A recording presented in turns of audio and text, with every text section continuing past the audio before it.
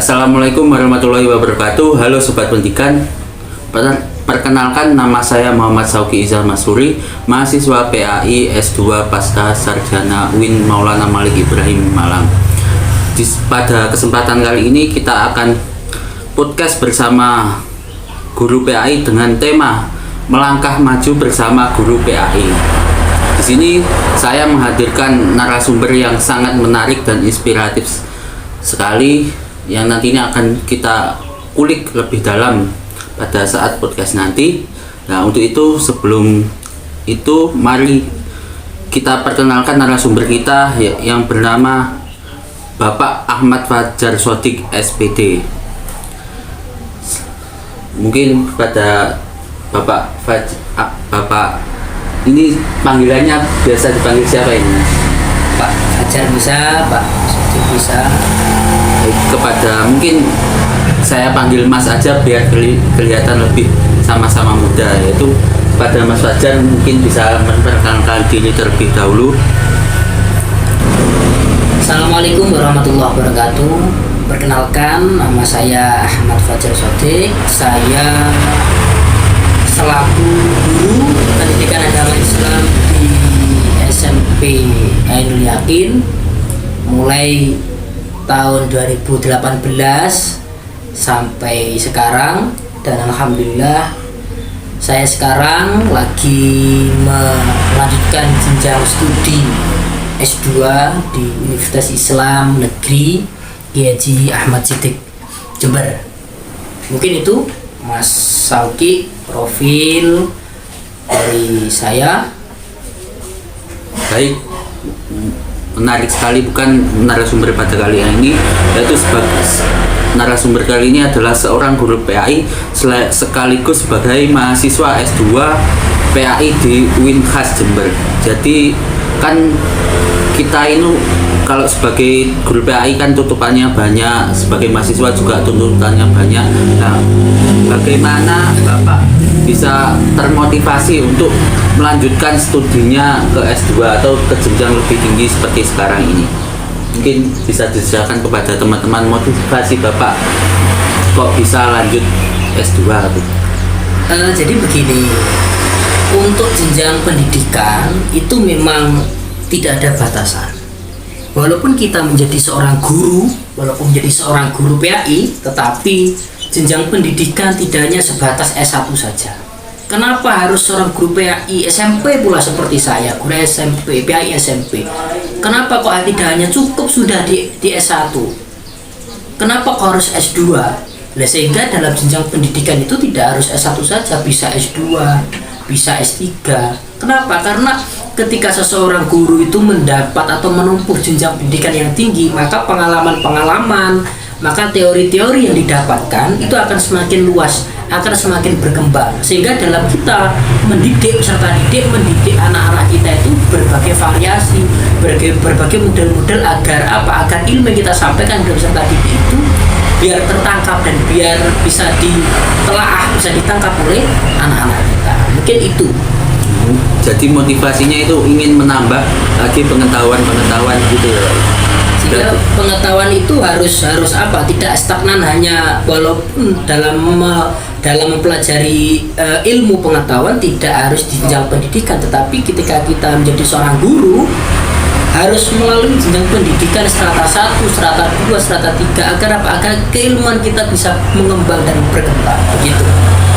Tapi kan kalau kita sebagai guru kan juga ada tuntutan sendiri dari lembaga pendidikannya, dan tuntutan juga dari sekolahnya. Itu apa tips dan triknya itu untuk bisa mengoptimalkan proses pembelajaran itu agar tidak keteteran antara satu, tidak terbagi, tidak antara satu yang sebagai guru dan satu lagi sebagai mahasiswa? Ya memang begini, memang kita seorang guru itu memang harus bisa waktu yang bisa mengoptimalkan waktu. Dalam arti gimana? Dalam arti ketika kita waktunya mengajar ya mengajar, ketika waktunya kuliah ya kuliah, ketika waktunya mengerjakan tugas. Yang penting kita tidak boleh apa namanya, tidak seimbang antara mengajar dan antara kuliah. Ketika kami di kampus kami itu kuliahnya hari Jumat dan hari Sabtu, saya mengajar hari Senin sampai hari Kamis, sehingga waktu untuk mengajar sudah sesuai dengan porsi, waktu untuk kita kuliah juga sesuai dengan porsinya. Sehingga pada saat ini alhamdulillah saya selaku guru PAI di SMP dan sekaligus sebagai mahasiswa pasca, alhamdulillah tidak ada tumpang tindih waktu antara saya mengajar dan saya kuliah, begitu Mas. Nah, baik. Jadi tidak ada tumpang tindih antara waktunya ya Pak. Lantas kalau mungkin dalam pembelajaran PAI sekarang kan sangat berkembang itu, mungkin ada tantangan-tantangan yang Bapak hadapi sebagai guru PAI di era modern ini dengan kemajuan teknologi yang semakin pesat nih Pak.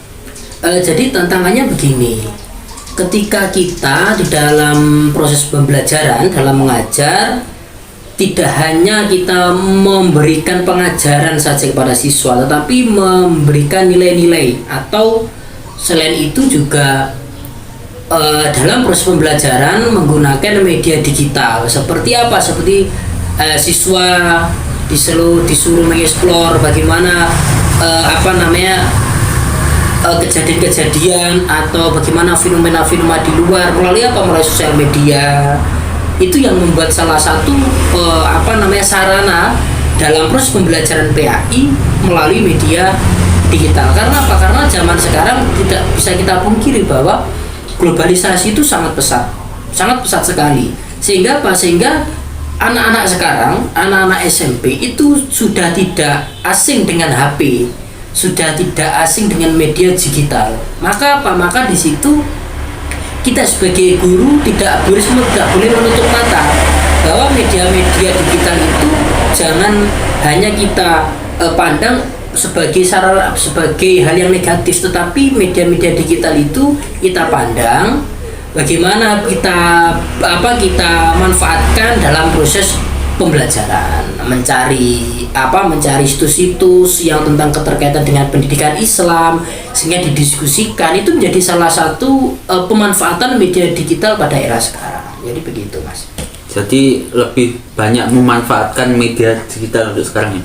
Tapi kan di SMP Ainul Yakin ini kan berbasis pondok Pak. Apakah semua murid itu bisa mengakses sumber-sumber digital tersebut? Jadi begini, memang sekolah kami itu di bawah naungan pondok pesantren, sehingga aturan-aturan pondok pesantren kan kita tahu bahwa tidak boleh membawa HP, tidak boleh membawa alat-alat elektronik dan sebagainya. Kami di sekolah kami, alhamdulillah kami diberi bantuan oleh pemerintah, yaitu salah satunya Chromebook ya dalam bentuk laptop seperti notebook, itu dalam bentuk yang namanya Chromebook, yaitu kita dapat fasilitas dari pemerintah. Nah, melalui itulah ya kita memberikan pelajaran kepada peserta didik agar apa? Walaupun kita anak pondok, jangan sampai anak pondok itu gaptek. Ya, jadi begitu. Jangan sampai anak pondok itu gaptek. Masuk anak pondok gaptek kan memalukan sekali. Anak pondok harus mengetahui tentang ilmu teknologi. Sehingga kita sebagai seorang guru, saya sebagai seorang guru PAI, dengan proses pembelajaran kami dengan memanfaatkan fasilitas sekolah melalui Chromebook itu, dan kita sudah sediakan WiFi. Nah, maka di situ kita belajar bagaimana sih cara mengeksplor, bagaimana cara mencari situs tentang fenomena. Kita pelajari, kita berikan arahan. Setelah kita berikan arahan, kita berikan fasilitas saran prasarana melalui Chromebook itu, kita suruh mencari apa yang kalian temukan fenomena pendidikan Islam sekarang, mulai sesuai dengan bab-bab yang saya ajarkan pada saat itu. Setelah itu didiskusikan. Nah, itu untuk apa? Itulah yang menjadi salah satu pengembangan daya pikir peserta didik, juga dalam pengembangan media-media pembelajaran. Itu mungkin Mas. Jadi sangat memanfaatkan sekali teknologi yang berkembang saat ini walaupun berada di dalam pondok. Walaupun berada dalam pondok, kan tidak boleh pondok HP-an. Beda dengan di luar. Nah, kalau sekolah di luar kan bebas bawa HP, bawa laptop apapun bebas. Tapi ketika di pondok keterbatasan itu yang membuat kita sebagai pendidik itu dalam melakukan pembelajaran melalui media IT. Tetapi dengan adanya sekolah kami, sarana prasarana yang insya Allah memenuhi, maka itu yang bisa kami manfaatkan dalam proses pembelajaran yang berbasis IT. Berbicara tentang pendidikan lagi, menurut Bapak tersebut kurikulum PAI yang telah diterapkan tersebut apakah sudah relevan dengan perkembangan zaman teknologi ini? Kalau kurikulum PAI, kalau kurikulum K13 itu dalam proses aturan kurikulum itu memang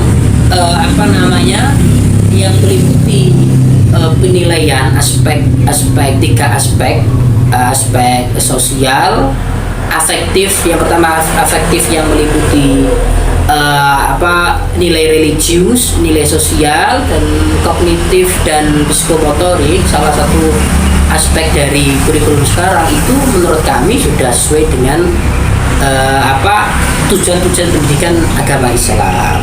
Jadi, tetapi kalau kurikulumnya sekarang yang kurikulum merdeka, kami di sekolah kami masih menggunakan kurikulum K13, belum menggunakan kurikulum merdeka, walaupun di Jember sudah diwajibkan untuk menggunakan kurikulum merdeka. Mungkin sekolah kami mungkin semester depan atau ajaran baru sudah menggunakan kurikulum merdeka. Jadi begitu.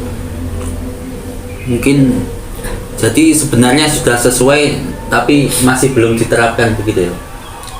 Yang kurikulum merdeka belum, tapi kurikulum 13 sudah dilaksanakan, tapi kalau kurikulum merdeka belum. Kalau kurikulum K13 ya sudah dilaksanakan sejak dulu, tapi dalam proses pembelajarannya ya sesuai dengan aturan-aturan di kurikulum K13 seperti aturan jam, aturan-aturan sistem dalam proses pembelajaran, ya itu sudah sesuai. Sehingga intinya itu dalam proses pembelajaran K13 itu kan mengidentikan dengan bagaimana seorang guru itu lebih memberikan keluasan kepada peserta didik dalam proses pembelajaran, sehingga tidak terpaku guru itu selalu menjelaskan, bukan student of learning. Jadi peserta didik yang aktif dalam proses pembelajaran, bukan teacher and learning, bukan guru yang selalu aktif, bukan, tapi bagaimana seorang guru sebagai fasilitator, sebagai sebagai pengarah atau sebagai pembimbing dalam proses pembelajaran, sehingga peserta didik disuruh untuk mengeksplor, peserta didik disuruh untuk mengamati, peserta didik suruh untuk menganalisis, peserta didik suruh untuk mendemonstrasikan materi-materi yang diajarkan oleh seorang guru. Jadi begitu. Jadi sudah sesuai dengan relevan dengan perkembangan zaman. Tapi kan pada semester depan rencananya akan menerapkan kurikulum merdeka. Pada kurikulum merdeka itu kan lebih menekankan untuk akhlak atau kalau bahasa pada pendidikan umumnya pendidikan karakter. Itu bagaimana upaya jenengan sebagai guru PAI untuk menerapkan pendidikan karakter atau menerapkan akhlak yang terpuji kepada peserta didik? Jadi begini, pada dasarnya kita tahu bahwa pendidikan agama Islam itu sangat identik dengan pendidikan akhlak. Itu sudah menjadi satu kaitan antara akhlak dan PAI kan mengajarkan sebuah perilaku akhlak pada peserta didik. Itu menjadi salah satu hal yang berat bagi kami, bagaimana kami ketika di pondok pesantren itu bagaimana menanamkan nilai akhlak pada peserta didik. Mungkin kami di dalam pondok pesantren tidak terlalu berat daripada sekolah-sekolah yang di luar. Karena apa? Karena ketika sekolah-sekolah di luar itu kan hanya mungkin pengajaran tentang keilmuan keagamaan, tentang akhlak itu mungkin hanya sekilas. Tapi kalau di pondok pesantren itu kan satu hari full peserta didik diberikan ilmu-ilmu pendidikan, sehingga kami sebagai guru PAI di SMP tersebut, di SMP Ainul Yakin yang identik di bawah naungan pondok pesantren, sehingga dalam proses pembelajaran kami hanya memberikan penguatan, memberikan tambah-tambahan ke ilmu keagamaan, terutama pada ilmu akhlak. Ketika ke-13 ini memang peraturan ke-13 peraturan merdeka, kurikulum merdeka ini memang PAI itu dulu ke-13 itu jamnya itu 3 SKS, tapi sekarang itu menjadi 2 JP kok, SKS 2 JP, jadi lebih sedikit. Yang 1 JP kemana? Yang 1 JP itu sekarang dibuat di profil pelajar Pancasila, sehingga 1 JP itu di semua mata pelajaran semua diambil satu-satu. PAI diambil 1, PKN diambil 1, semua IPA ambil 1, sehingga satu-satu itu dijadikan satu, ditaruh di P5.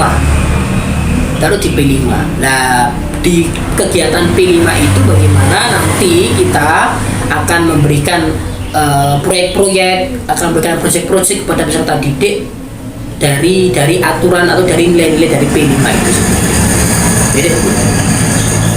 Jadi baik, mungkin podcast pada kali ini sudah sangat jelas, sangat menarik lah. Kita kulik dari Bapak Fajar sebagai guru PAI dan sekaligus mahasiswa S2 Pasca Sarjana UIN khas Jember. Mungkin ada, sebelum ditutup, mungkin ada pesan-pesan untuk guru PAI yang lain dalam mempertahankan eksistensi dan mengembangkan pengetahuannya seperti Bapak di era gemburan teknologi ini. Jadi saya berpesan kepada teman-teman semua, teman-teman seperjuangan di guru PAI, jangan kita putus dalam belajar. Walaupun mungkin dari teman-teman yang sudah menjadi pegawai di negeri, atau teman-teman yang sudah menjadi P3K, atau teman-teman yang sudah yang belum menjadi pegawai, masih honorer, janganlah kita berputus asa di dalam semangat belajar. Bagaimana kita bisa mengembangkan potensi-potensi, mengembangkan keilmuan kita, dengan mengembangkan agar kita di dalam mengajarkan nilai keislaman, karena tantangan kita itu berat sekali. Tantangan guru PAI itu sangat berat sekali. Bukan hanya dituntut secara material, tapi kita dituntut secara moral. Dalam arti apa? Tantangan kita bukan hanya mengajarkan teori kepada peserta didik, tapi juga tantangan kita bisa memberikan atau menanamkan nilai-nilai akhlak, nilai-nilai perilaku, yang mana sekarang, zaman era sekarang itu sangat krisis moral, sangat krisis perilaku. Kita sebagai guru PAI, saya mengingatkan pada diri saya sendiri dan pada teman-teman saya semua, guru-guru PAI, marilah kita sama-sama mengembangkan keilmuan kita.